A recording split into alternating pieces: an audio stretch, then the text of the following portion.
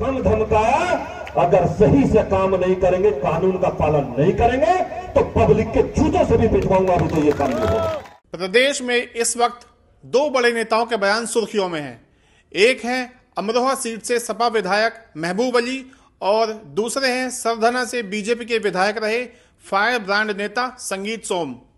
महबूब अली ने कह दिया कि प्रदेश में मुसलमानों की संख्या लगातार तेजी से बढ़ती जा रही है।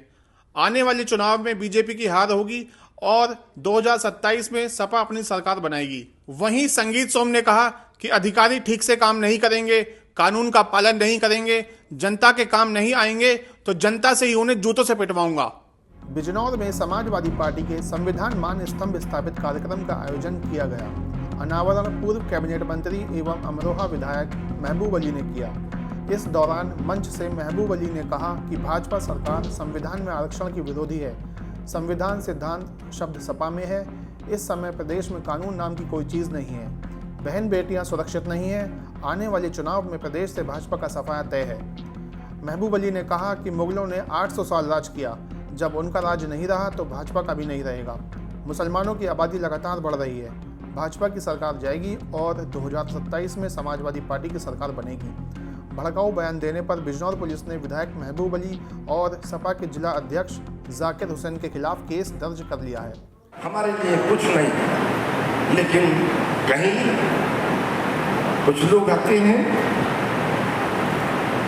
अब प्रतिशत बढ़ रहा है, कान में कहेंगे, झोला डाल के आएंगे, और आने वाले वक्तों में समझ लो अब तुम्हारा राज खत्म हो जाएगा। आबादी बढ़ रही है मुसलमानों की इतनी, और आगे सत्ता में आ जाएंगे। ये काम तो मुगलों के बस की नहीं, जो 850 साल हुकूमत कर गए हैं, उनकी हैसियत कुछ नहीं हुई। आज गुमराह करके देश को चलाने वाले ये एहसास कर ले कि हिंदुस्तान का आवाज जाग चुका है, पार्लियामेंट ने भी जवाब दिया है, और आने वाले वक्त में इंतजार कर ले, 2027 के अंदर आप जाएंगे जरूर, और इंशाअल्लाह हम आएंगे जरूर। वहीं संगीत सोम रविवार को मुरादाबाद के भीत खेड़ा गांव में अखिल भारतीय क्षत्रिय महासभा की ओर से आयोजित क्षत्रिय स्वाभिमान एवं चिंतन समारोह में पहुंचे। सोम ने कहा कि पत्रकार मुझसे पूछ रहे थे कि आपने एक अधिकारी को धमकाया था, आपके बयान का ऑडियो वायरल हो रहा है। दूसरा नेता होता तो कहता कि नहीं, वह मेरी आवाज़ नहीं है, लेकिन मैं कहता हूं कि हाँ, मैंने ही धमकाया। अगर अधिकारी सही से काम नहीं करेंगे और कानून का पालन नहीं करेंगे तो जनता से ही जूतों से पिटवाऊंगा। आप लोग कमजोरी की बात मत करें, कमज़ोर मत बने। पूर्व विधायक ने कहा कि क्षत्रिय समाज को एकजुट होना होगा।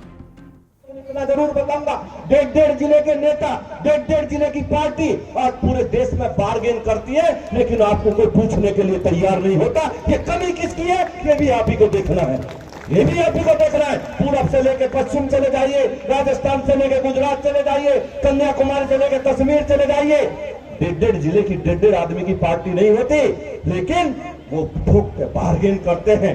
वो कहते हैं कि हम इतनी सीट लेंगे, हमारे इतने एमपी होंगे, हमारे इतने एमएलए होंगे, लेकिन आपकी हैसियत इतनी भी नहीं है कि ये कह दो कि हमारे आदमी को टिकट मिलेगा। आपकी हैसियत आज ये भी देश में नहीं रह गई है। क्या है कारण इसका? इसका आखिर कारण क्या है? चिंतन मनन क्यों नहीं करते? आपको समझनी चाहिए वो स्थिति। आज आपके लोग पूरे प्रदेश में, पूरे देश में 2-2 टिकट के लिए मारे मारे फिरते हैं साहब, लेकिन 1.5 जिले के नेता जिनकी हैसियत नहीं, वो 10-10 टिकट लेकर चले जाते हैं। जिनकी हैसियत नहीं, क्यों? उनकी एकता है, वो इकट्ठा रहते हैं।